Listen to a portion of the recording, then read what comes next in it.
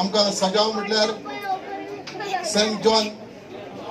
बाप्तिस्ट हेंच्या आठवणीक आमी सगळे गोंयकार भाव आयज सजाव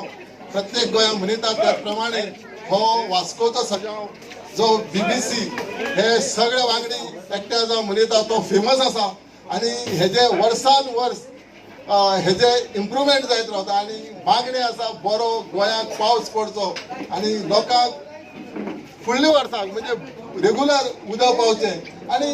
हे फ्लड बीड कितें येता तें जावचें न्ही आनी देवाची